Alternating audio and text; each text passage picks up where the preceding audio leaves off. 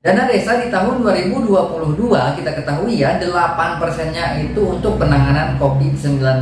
Nah, 8% ini bisa direalokasi. Oke, seperti apa untuk sistem ataupun mekanisme realokasi dana tersebut 8%-nya ini? Kita simak videonya sampai selesai ya. Oke, sebelum lanjut video jangan lupa dukung channelnya dengan tekan tombol subscribe di bawah ini, like juga dan berikan komen supaya channel ini bisa lebih berkembang. Oke.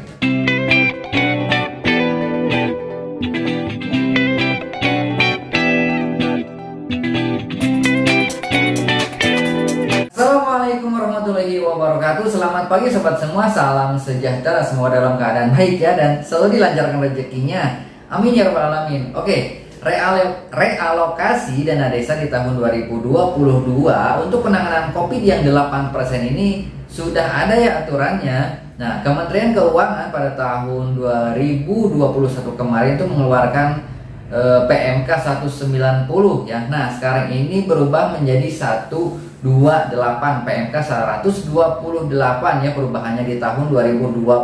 Nah, di sini terdapat realokasi ataupun perubahan penyesuaian untuk penggunaan dana desa. Nah, seperti apa kedalamannya? Oke, kita langsung cek it out. Oke, untuk realokasi yang penanganan COVID 8% dana desa, kita lihat dulu ya.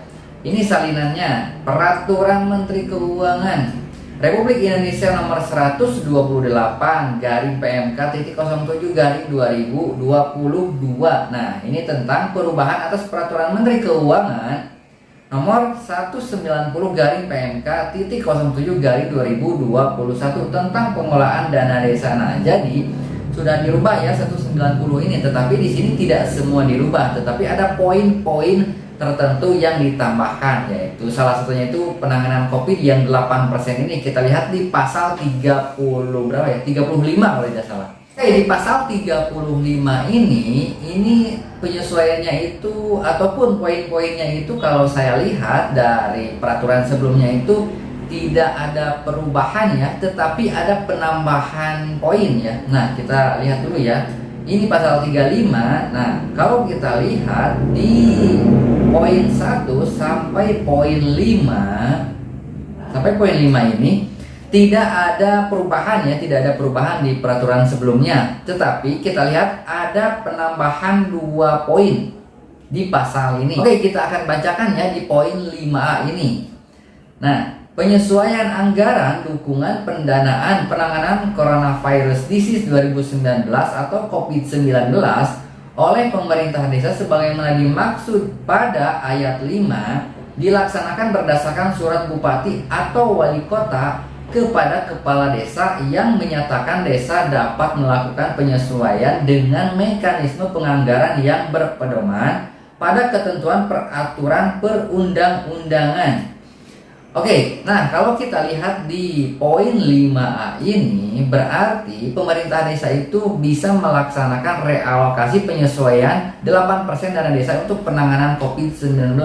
Tetapi ada catatan ya, harus dengan peraturan ataupun surat dari bupati atau wali kota setempat, dan tidak serta-merta pemerintah desa ini melakukan langsung penyesuaian ya atau pengurangan ataupun penambahan untuk penanganan COVID-19 ya di 8% ini, tetapi harus ada analisa terlebih dahulu apakah di desa tersebut itu angka COVID-19 ataupun pandemi 19 itu menurun ataupun menaik ataupun seperti apa. Nah, itu harus disesuaikan ataupun dianalisis terlebih dahulu ya. Nah, dianalisisnya oleh siapa? Nah, kita lihat ya di poin ini ya.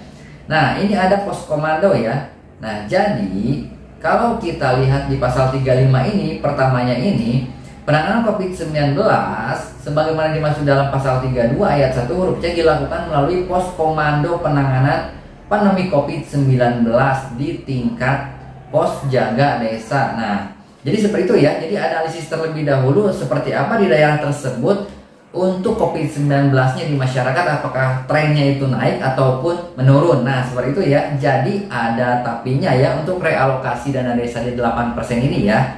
Oke, kita lanjut di poin 6-nya. Nah, di poin 6 ini kita lihat hasil penyesuaian anggaran dukungan pendanaan sebagaimana dimaksud pada ayat 5 diprioritaskan untuk mendanai kegiatan pemulihan ekonomi di desa bidang kesehatan dan atau penguatan ketahanan pangan dan hewani. Nah, jadi kita lihat ya, tidak serta-merta juga untuk dana selisih, bukan selisih ya, yang tadinya 8% terus berkurang. Nah, kekurangannya itu harus digunakan di bidang pemulihan ekonomi di desa ya. Kita tadi sudah bacakan ya, bidang kesehatan dan atau penguatan ketahanan pangan dan hewani di desa itu ya. Nah, jadi jangan sembarangan juga ya, harus sesuai dengan PMK ini 128 ini ya. Seperti itu sobat, untuk realokasi dana desa 8% untuk penanganan COVID-19. Oke sobat, selalu jaga kesehatan, jaga pola makan, istirahat yang cukup, dan aktivitasnya harus selalu semangat ya. Oke, wassalamualaikum warahmatullahi wabarakatuh.